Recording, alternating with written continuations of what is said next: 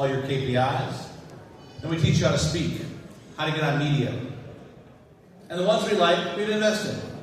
We charge them $5,000 for the whole year. And back then it was just 3 days, 4 times a year. Now it's 6 days, 4 times a year.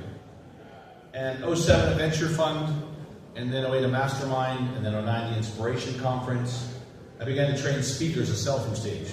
I still coach guys like Les Brown and Brian Tracy. Les Brown.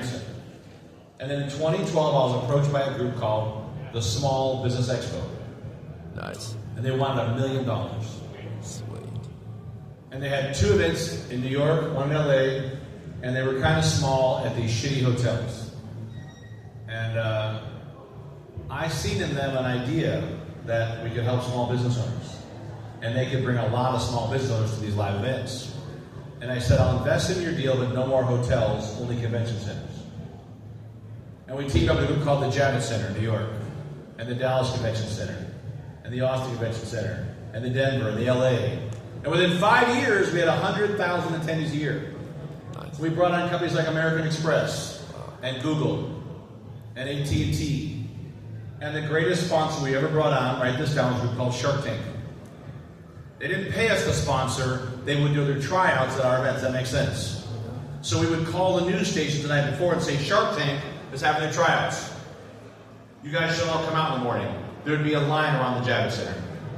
The crazier that people think you are, you probably have a better chance to what? To win. And then COVID hit, and we went digital. And my partners in New York in 2019 had this great idea that they wanted to take over the expos and then want me to run all the workshops, and my credit card was the one that guaranteed all the convention centers. And so I said, if I take a break, so does my credit card. And please say this nice and loud and write it down. Please write this down. God is great. God is what? God is great. And I didn't know that COVID was going to happen. I had no idea. But sure enough, 2020 comes along, and did you guys know during COVID, did you guys know that golf was called an essential business? You guys know that? So the country clubs never closed. You couldn't go to church, but you could go to the country club, yes or no? And so sure enough, I found this organization called Club Corp. And I partnered with Club Corp nationwide. And there was a deal with the country clubs during COVID that if you serve food, they could take their mask off. You remember that? So we would just serve food all day long. We never stopped serving food. So it's important you write this down. When things go wrong, don't go wrong with them. Does that make sense? It's so easy to get on the bitch train. It's so easy to get on the complain train. But it's during those toughest times that you're going to find out what you're made of. And so during that time, I began to research other expos. And I found a group called Fran Expo USA. And I thought these guys were doing some cool stuff. And so last year became a main sponsor for their shows.